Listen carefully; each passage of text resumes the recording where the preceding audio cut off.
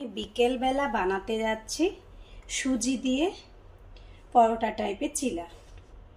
তো সুজিটাকে আমি নিয়ে নিব, যেহেতু 3টা বানাবো আমি বড় 3 চামচ নিয়ে নিলাম। যে যেরকম খেতে ভালোবাসেন মোটা পাতলা সেই হিসাবে সুজিটা নিতে পারেন ইচ্ছে রকম। এটা বিকেলে কিংবা সকালে বাচ্চাদের টিফিনে দিতে পারেন, খুব সহজে আর খুব তাড়াতাড়ি হয়ে যায়। আমার কাছে কিন্তু দইটা নেই, ওই জন্য আমি দুধটা দিয়ে নিচ্ছি। আমি অনেক সময় দুধ দিই, অনেক সময় দই দিই। একটু থিক টাইপের করে নেব, বাকি আমি পানি মিলিয়ে দেব। ঠিক এইরকমটা করে নিয়েছি। এবার এর মধ্যে আমি পানি অ্যাড করে দেব। দুধ আর জল একসঙ্গে মিশিয়ে কিছুক্ষণের জন্য আমরা 5-7 মিনিটের জন্য রেখে দেব, কেননা এটা সুজিটা ফুলবে, সঙ্গে সঙ্গে এটা হবে না। এখানে কিন্তু আমি কয়েকটা উপকরণ নিয়ে নিয়েছি, সেগুলো সব কেটে নেব ছোট ছোট করে। এখানে কিন্তু আমি সব কিছু কেটে নিয়েছি। পেঁয়াজ গাজরটাকে আমি ঘষে নিয়েছি, শিমলা মির্চ বা ক্যাপসিকামটাকে আমি ছোট ছোট কেটে নিয়েছি, হরি মির্চি, কাঁচা লঙ্কা, টমেটোর। এবার সব কটা জিনিস আমি এর মধ্যে মিশিয়ে নেব। সুজিটা আমাদের ঠিক হয়ে গেছে, সুজিটা ভিজেও গেছে। পেঁয়াজটা মিলিয়ে নিলাম। এটা কিন্তু ক্যাপসিকাম, শিমলা মির্চ, বেল পেপার অনেকজন অনেক নামে চেনে, তো এটাও ঢেলে দিচ্ছি। এর মধ্যে দিয়ে নেব স্বাদ অনুসার লবণ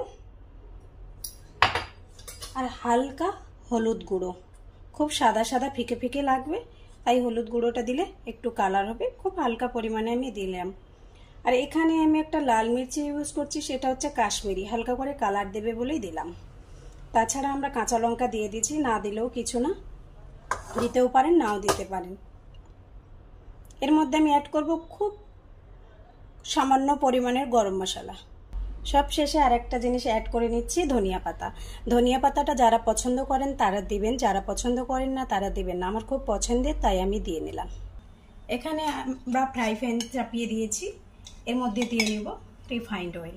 আমি এটা অলিভ অয়েল ইউজ করছি। রিফাইন্ড অয়েল, অলিভ অয়েল যে কোনো তেলে করতে পারেন, ঘিয়ের মধ্যেও করতে পারেন, সেটা কোনো সমস্যা না। এখানে কিন্তু আমার ফ্রাই প্যানটা গরম হয়ে গেছে, আমি তেল দিয়ে নিয়েছিলাম। এবার আমি ঢেলে দিচ্ছি।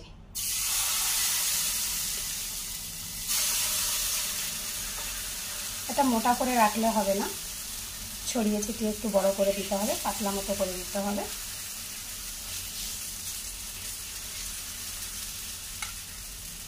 আমি ঠিক এভাবে ছড়িয়ে বড় করে দিয়েছি, একটা রুটির পরিমাণ মতো। ছোট করেও দিতে পারেন, বড় করেও দিতে পারেন, কিন্তু আমি মিডিয়াম করে দিয়েছি। এটা হয়ে গেছে, উপরটা দেখে বোঝা যাচ্ছে। তো উপরে আমি হালকা করে একটু তেল দিয়ে নিচ্ছি। এটাকে আবার উল্টে দেব। পিছনের সাইডটা আমার রেডি হয়ে গেছে। এবার আরও একটা দিয়ে নিচ্ছি।